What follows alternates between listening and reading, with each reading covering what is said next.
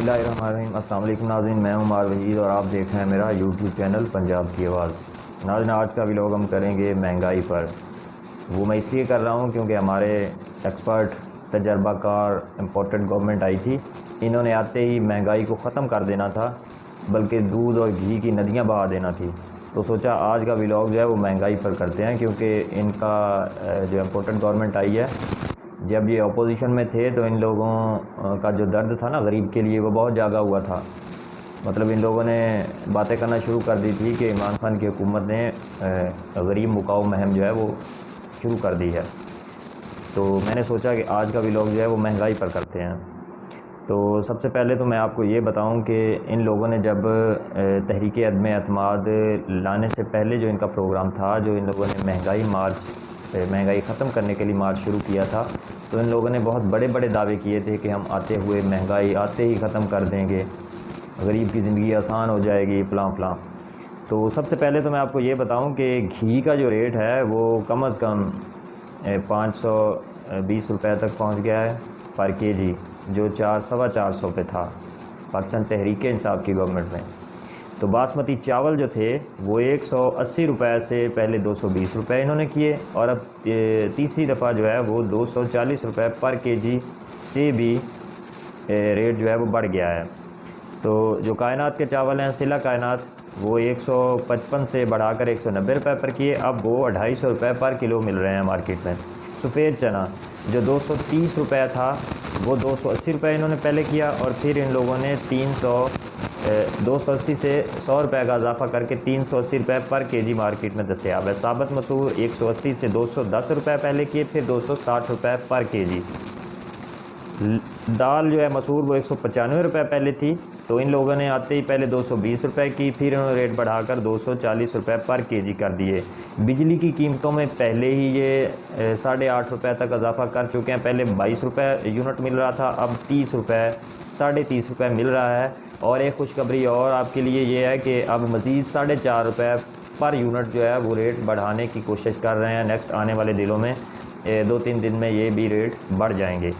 तो मतलब फिर 34 से 35 रुपये यूनिट आपको पर यूनिट आपको बिजली का घरेलू इस्तेमाल के लिए मिलेगा। तो इसके बाद जो है पहले गंदम की कटाई के वक्त डीज़ल की शार्टेज की गई, फिर घी और आयल की कीमतों में 100 रुपये तक जो है 1 से 150 रुपये तक इन लोगों ने इजाफा कर दिया। आटे की कीमतें इन लोगों ने आते ही बढ़ा दी हैं। आटा जो है वो 26 से 2700 रुपये जो है पर मन मिल रहा है। तो उसके बाद चीनी की कीमतें जो हैं, चीनी के इन्होंने आते ही तकरीबन 15 से 18 रुपये जो है पर केजी इजाफा किया है।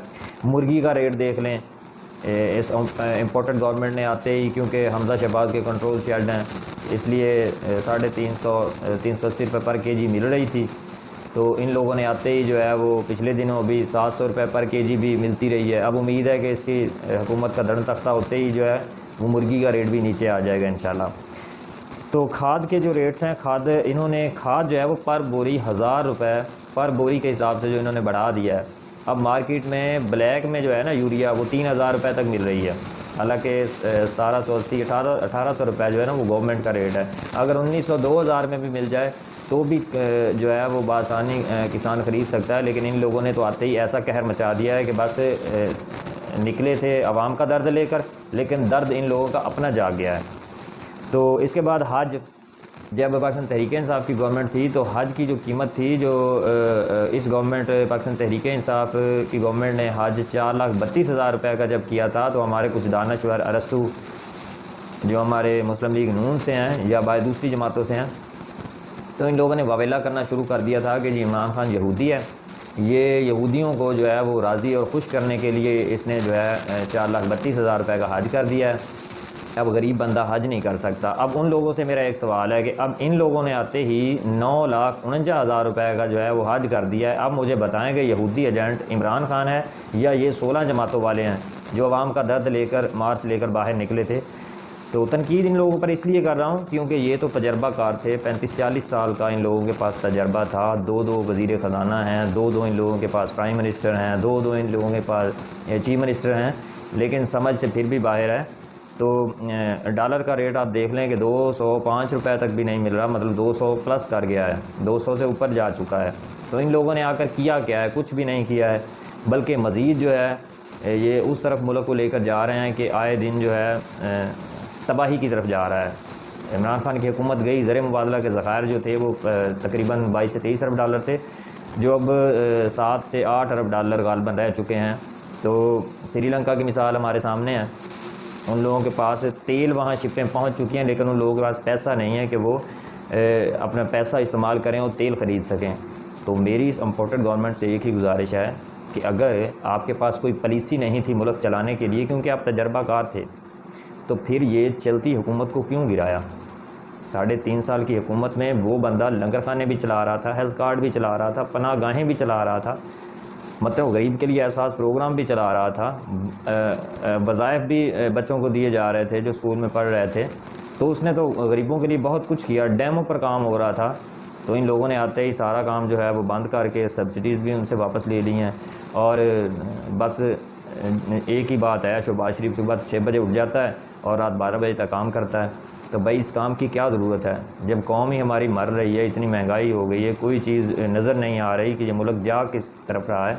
एक चलती हुकूमत को घर भेज देना, चलो हम मानते कि इन लोगों ने आकर कुछ अच्छा किया तो हम सपोर्ट करते, भाई इन्होंने अच्छा काम किया है। इन्होंने तो आपको वैसे ही तबाही फेर दी है, ना बिजली टाइम पे मिल रही है, बिजली जो है वो 1 घंटा आती है, 3 घंटे जा रही है, देहातों में बहुत बुरा हाल है। तो मेरा वीडियो बनाने का मकसद यही है।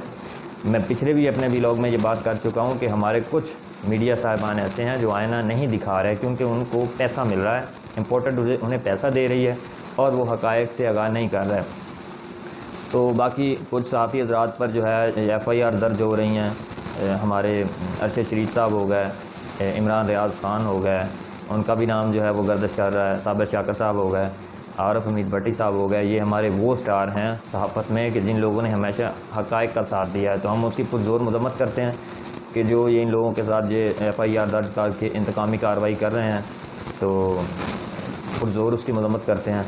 लेकिन इंशाअल्लाह हम हक़ और साथ का साथ जो है वो देते रहेंगे, इमरान खान के साथ खड़े हैं और इंशाअल्लाह खड़े रहेंगे। आज तक के लिए नाज़रीन इतना ही, दुआ में याद रखिएगा, हमारे चैनल को शेयर करें, सब्सक्राइब करें और बेल आइकन का बटन प्रेस करें और हमें अपने फ़ीडबैक से ज़रूर आगाह कीजिएगा। अल्लाह हाफ़िज़।